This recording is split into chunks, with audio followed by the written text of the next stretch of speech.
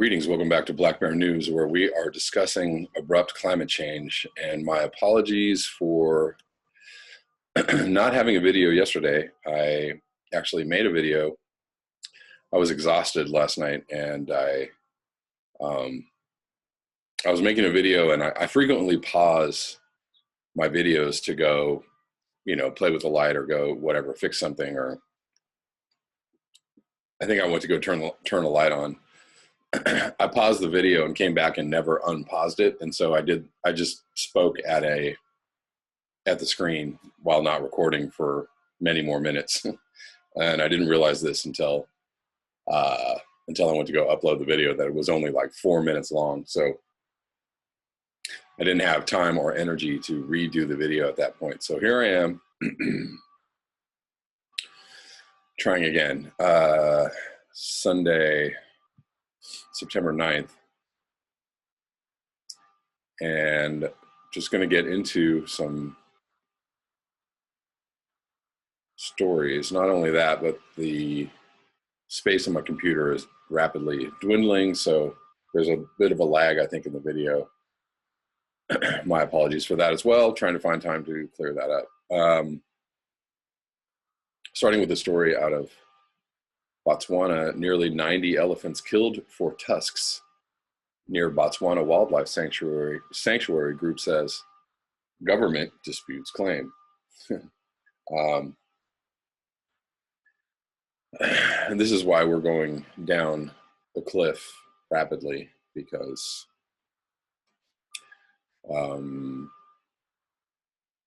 humans have to just basically destroy everything in their path. I mean, if you actually think about 7 billion human beings just eating their way through all the remaining resources on Earth, you might realize that we're not in good shape. That's just a very simple, right? This is just a very simple equation right there. 7 billion people that have to eat and are doing, obviously buying things and using things and throwing trash away and killing elephants for their tusks, apparently. When the Okavango River, a dark green ribbon cutting through the Angolan highlands, reaches the Kalahari Desert in Botswana, it branches out into a fan-shaped network of veins that forms the lush Okavango Delta. A UNESCO World Heritage Site, the delta covers about 5,791 square miles in northern Botswana. The oasis is home to more than 2,000 species of animals and plant life, including elephants, rhinoceroses, and endangered African wild dog. Described as Africa's last Eden, it draws thousands of visitors annually. But recently, conservationists came across a disturbing discovery near the famed wildlife sanctuary: the bodies of 87 elephants, many of which bore brutal injuries consistent with their being killed for their tusks. I'm shocked. I'm completely astounded. Mike Chase, founder of the conservation group Elephants Without Borders, told the BBC, "The scale of elephant poaching is by far the largest I've seen or read about anywhere in Africa to date." On Tuesday, the Botswana government issued a statement disputing the group's claim, calling the statistics false and misleading. According to the statement, Elephants Without Borders only reported seeing 53 elephant carcasses. That's much better.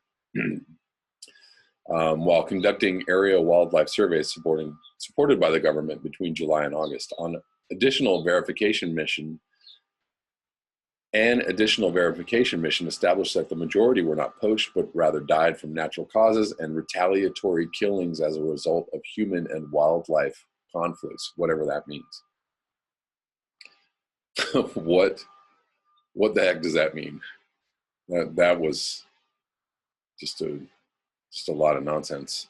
Chase told National Geographic each of the 87 dead elephants had a GPS location, and every survey flight had 4 people aboard the plane, including a government employee. Voice recordings were also taken during the flights, Chase said. "I'm an objective scientist with no political agenda," he said. "I am sad that our government has responded in this way." Botswana is home to one of the largest elephant populations in Africa, more than 130,000, according to the Great Elephant Census, which is considered to be the largest wildlife survey in history. The census found that about 350,000 elephants in 18 African, found about 350,000 elephants in 18 African countries. In a tweet Monday, Elephants Without Borders described the recent rate of poaching as alarming. All right, I'm going to move on and link this below. I'm also going to link a Paul Beckwith video. I was just watching a Paul Beckwith video about the state of the Arctic ice. It's not good, obviously. There are many parts of the Arctic Ocean that are free and clear of ice. And there's very little ice remaining. What is remaining is very thin. We all know this. Everybody is watching that situation very, very closely. But, you know, it's a good informative video, and I wanted to link it below. So if you all want to check that out, if you haven't seen it.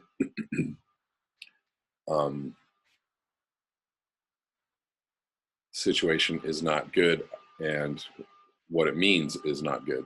I'm going to move on to this article that someone just linked to me. Thank you again, everyone, for sending me articles, linking me articles. I have so many good things to cover and look at and read about and read to y'all because of this. So thank you again for your contribution to this channel. So this is about the San Onofre nuclear plant, which is right here in Southern California. It's between Los Angeles and San Diego, right on the coast. And they are decommissioning this plant, but there have been some issues in the process. San Onofre nuclear waste accident near miss. This is from August 13th, 2018. A worker from the San Onofre nuclear power plant, David Fritsch, put his job on the line and became the latest whistleblower from the plant to expose safety issues. At a public meeting on the 9th of August, 2018 in Oceanside, California, news of the near-miss San Onofre nuclear waste accident sparked outrage and exposed systemic problems. I may not have a job tomorrow for what I'm about to say, but that's fine because I made a promise to my daughter that if no one else talked about what happened on Friday, that I would. While working at the plant in his capacity as a safety professional, Fritsch observed firsthand a near catastrophe.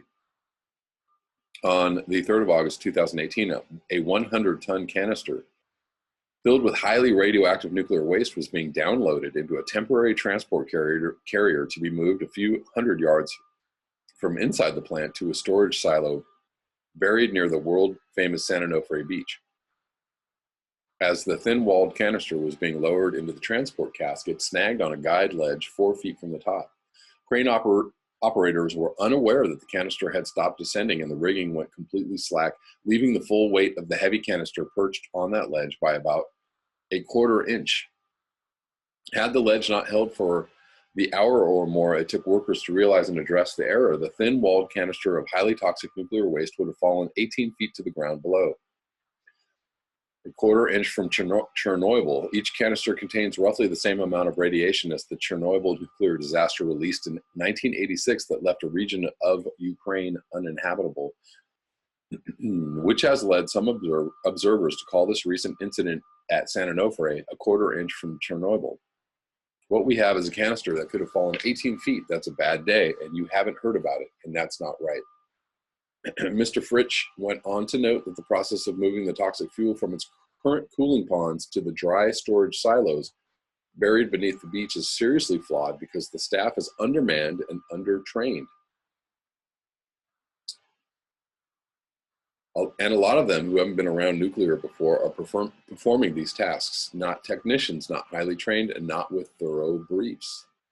Fritsch, an experienced safety professional, warned that the culture within the gates of the plant is not focused on safety above all else. And he advised that the companies responsible should define success primarily in terms of safety, develop transparency, and commit sufficient financial resources to do the job safely. The dramatic 4-minute video footage of Mr. Fritsch's comments is posted here. In the next few days since the public meeting took place, as news of the incident spread, local residents have expressed growing dismay at Southern California Edison for mishandling the public trust, as well as gratitude to Fritsch for exposing the incident. On Saturday evening, a group of about 40 people gathered for an impromptu protest march on Delmar Street in San Clemente, followed by speakers on a small patch of grass above the San Clemente Pier. Yeah, I'm going to link this below.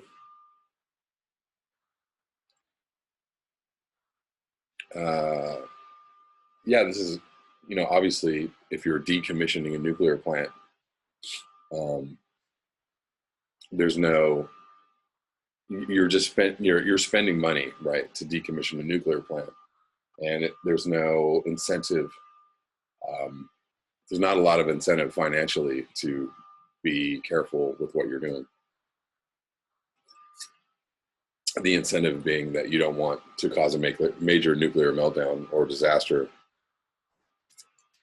on the California coast, right between San Diego and Los Angeles. But, you know, obviously things are not, there's also an issue with the dry storage. I was reading something a few years ago about the way that the waste is being handled is not, is very, very problematic. Let's put it that way.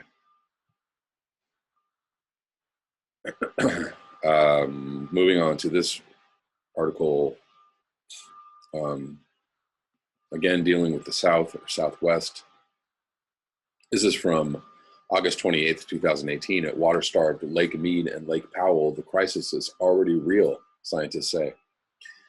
With Lake Mead dropping to levels that could trigger water cutbacks in less than 2 years, there's been a lot of talk lately about negotiating a deal to keep the reservoir from falling even further. Excuse me. But in a new report, scientists say the situation is just as worrisome upstream at Lake Powell. The declines there during the past 18 years, they say, also reflect the Colorado River's worsening structural deficit, quote unquote. The 10 scientists who make up the Colorado River Research Group said even though the 4 upper basin states, Colorado, New Mexico, Utah, and Wyoming, haven't been using all the water they're legally entitled to, Lake Powell has declined due to the extra water releases into Mead.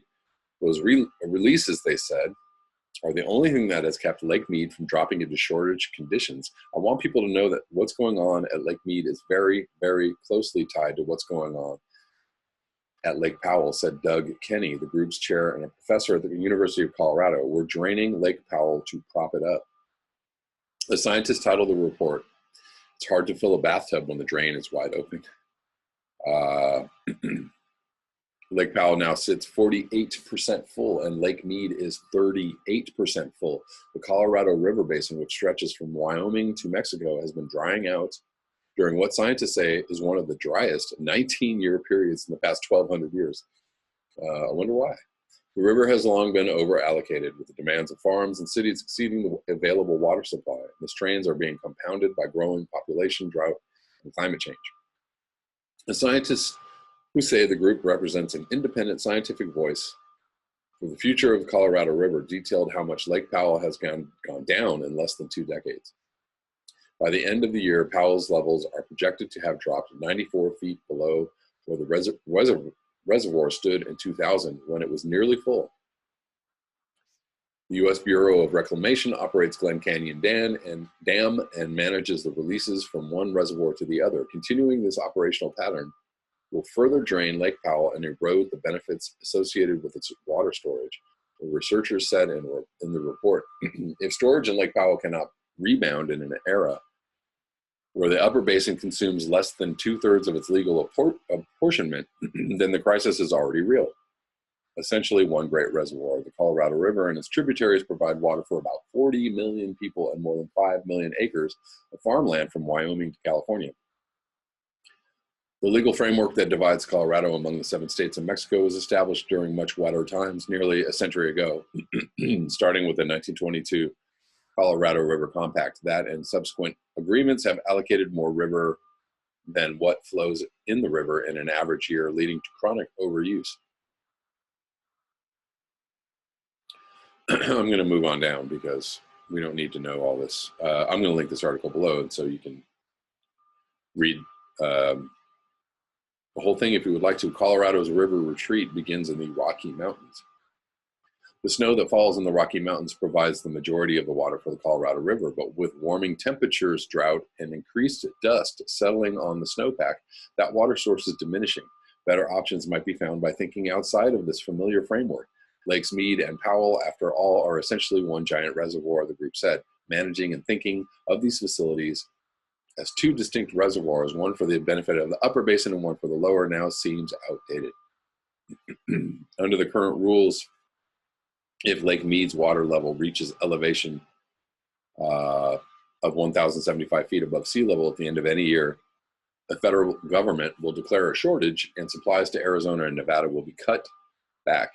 Representatives of Arizona, California, and Nevada have been discussing a proposed drought contingency plan under which each state would take less water from Lake Mead to keep it from falling to even lower levels, which would mean even deeper cuts. The four upper basin states have been working separately on a regional drought plan. Combined amount of water in the two reservoirs has been much smaller since the mid-2000s than in the previous 2 decades. While the reservoir's levels have retreated, heavy pumping on groundwater has also led to declining aquifers in parts of the river basin. Scientists have found that higher temperatures have contributed significantly to reductions in the river's flow since 2000. They call it a temperature-dominated drought. Temperature-dominated drought. In one recent study, scientists projected that warming will likely cause the river's flow to decrease by 35% or more this century. Let's go with more, since everything is faster. Faster than expected, worse than expected. This is not, what is it called when it's, a drought is something that, I don't know. A drought seems like that's something that is going to end at some point. This drought is not going to end at any point in the near future, unless we have a major climate shift towards wetter weather, and it doesn't look like that's happening. Temperature-dominated drought. As the temperature goes up, it's going to get worse, and the temperature will go up, and it's going to get worse.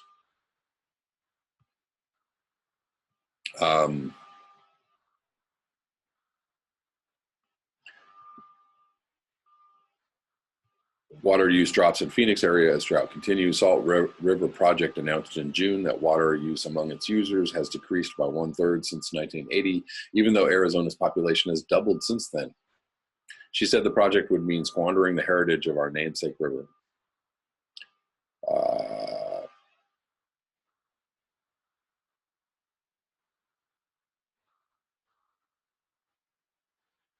Jim Lockheed, Denver Water's CEO and manager, said expanding the Gross Reservoir will make Colorado's rivers and environment better off in the future. Delaying this project actually delays environmental benefits. Sorry, I think they're talking about using another dam to divert water.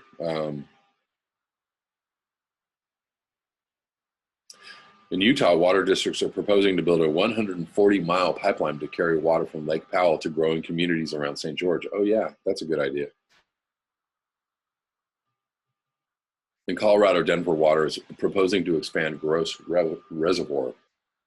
Gross Reservoir. Conservation groups opposed the project and notified the U.S. Fish and Wildlife Service last week that they plan to sue, saying the enlarged dam would harm trout and violate the Endangered Species Act.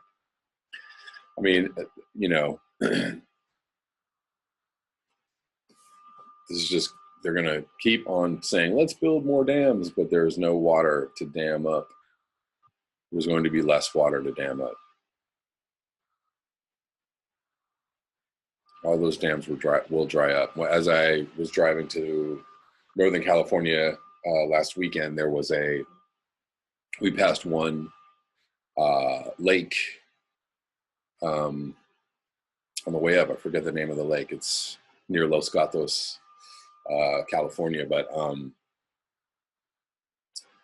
It's down. I mean, the water, you can see clearly where the regular water level is and how far down it is. And it's, 10 feet, 20 feet below its usual level. It's way down.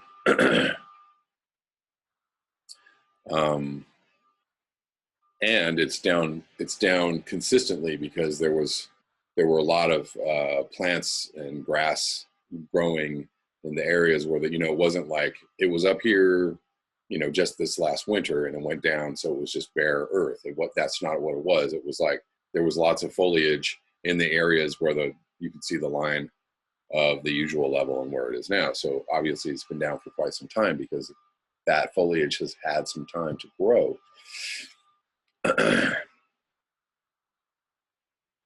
Let's move on. Billionaires plan escape from apocalypse. And we know this, and we've been covering this. But let's read a little more about this. This is from September 7th. Well, the harsh truth about the integrity and fortitude of billionaires is finally out in the open for all to see. And the results are repugnant. Billionaires are gutless, chicken-hearted cowards. The proof is found in the pudding as several Silicon Valley billionaires purchase massive underground bunkers built in Murchison, Texas, shipped to New Zealand, where the bunkers are buried in secret underground nests. All of which begs this question: what's with capitalism and capitalists? As soon as things turn sour, they turn south with tails between their legs and hightail it out of Dodge. However, they feast on and love steady, easy, orderly avenues, also known as markets, to riches. But as soon as things heat up a bit, they turn tail and run. History proves that time and again. For example, FDR rescued capitalism, literally rescued it from certain demise by instituting social welfare programs for all of the citizens as capitalists fled and or jumped off buildings. Then during 2008 financial meltdown, capitalists were found curled up in the corners of rooms as all hell broke loose. Taxpayers, everyday Joes, had to bail them out with $700 billion in public funds and even more after that. Yes, it went into the trillions. All public funds. Taxpayers, average Americans, bailed them out. Capitalists can't take the heat as well as gritty American industrial workers that ended up bailing them out of the jam of the century, as explained by Alan Sinai, chief global economist for Decision Economics, Inc., discussing Milton laissez-faire Friedman's free market dogma vis-a-vis the 2008 economic meltdown. The free market is not geared to take care of the casualties because there's no profit motive. The chicken hearts from Silicon Valley already have Gulfstream G550s, 70 million apiece, readied at a Nevada airstrip for the quickie escape journey to New Zealand. Escape from what? Well, of course, the 99%, you silly.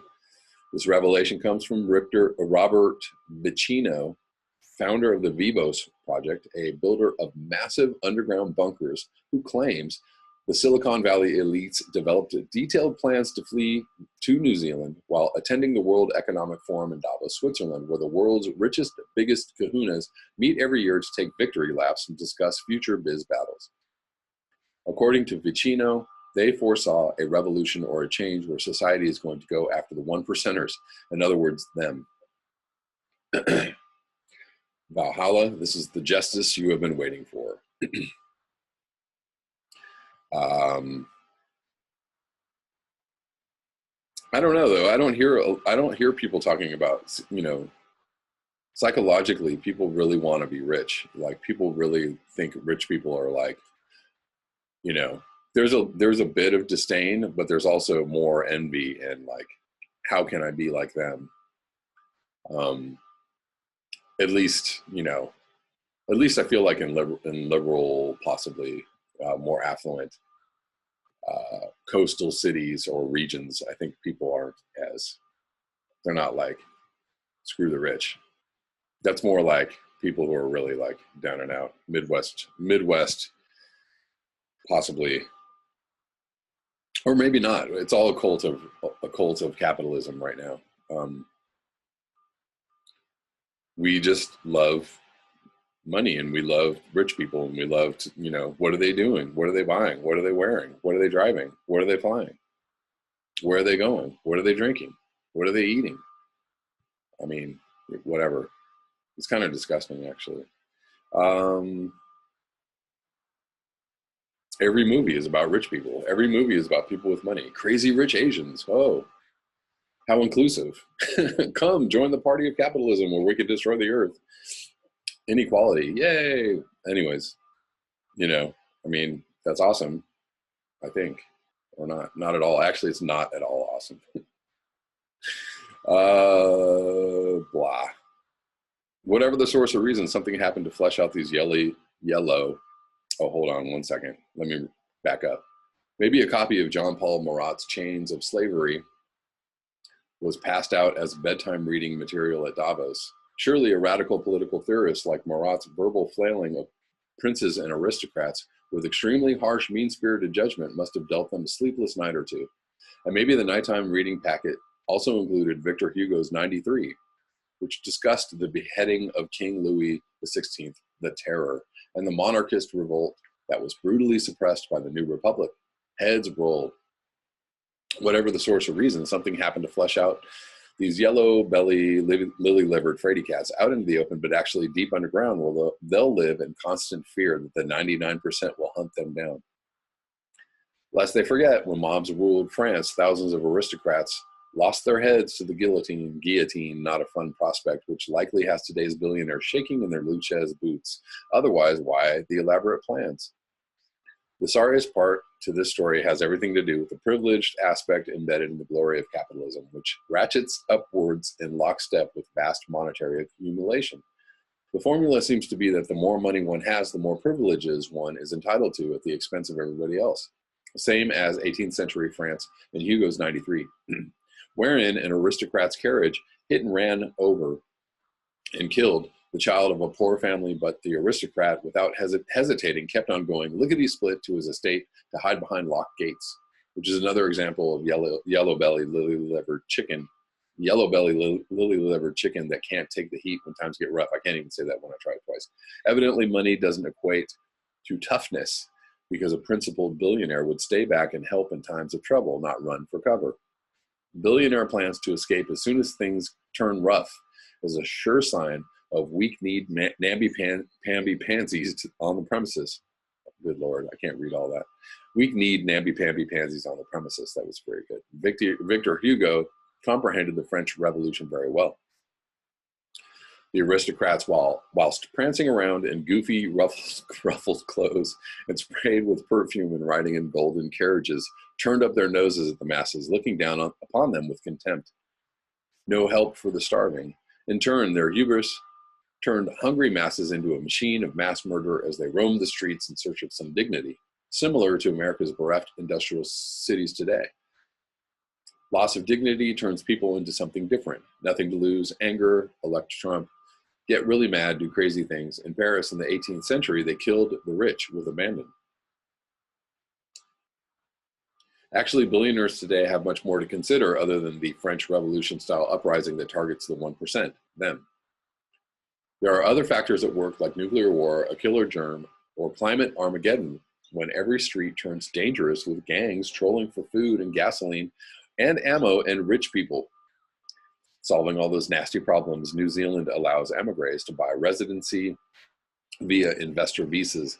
As a result, super wealthy Americans have poured a fortune into the country and whenever possible acquire palatial estates. For example, James Cameron of Titanic fame bought a mansion at Lake Punui. Sotheby's claims several well-heeled Americans have bought multi-million-dollar properties in the Queenstown area over the past 2 years. Maybe these billionaires are privy to information of a pending alert or upcoming disaster. Who knows? Peter Thiel, the PayPal billionaire and renowned super libertarian and unapologetic Trumpster, Lovefester achieved New Zealand citizenship in only 12 days and bought not only his citizenship, but a $13.8 million estate in Wanaka, the lakeside community. According to a phone interview with the former PM of New Zealand, John Key, if you're the sort of person that says, I'm going to have an alternative plan when Armageddon strikes, then you would pick the farthest location and safest environment, and that equals New Zealand if you Google it. It's known as the last bus stop on the planet before you hit Antarctica. I've had a lot of people say to me that they would like to own a property in New Zealand if the world goes to hell in a handbasket. Hence, when Armageddon hits, all the billionaires will huddle together in New Zealand. That's really creepy. All right.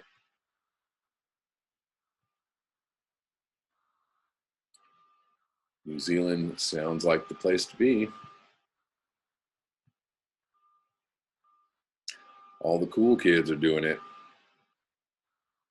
All the cool kids are moving to New Zealand. Come on, man. The funny thing is, I actually have some friends that live in New Zealand, and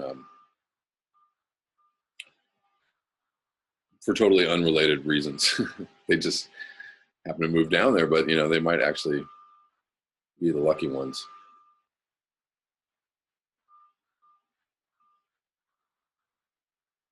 Was going to read another article, but I do not think I have time because this is long, long, long, but good, and I'm going to read it tomorrow. Come back with that and a few other articles. Thank you so much for your eyes, your ears, and your conscience. If you'd like to support this channel, you can do so at the links below. Until next time, peace.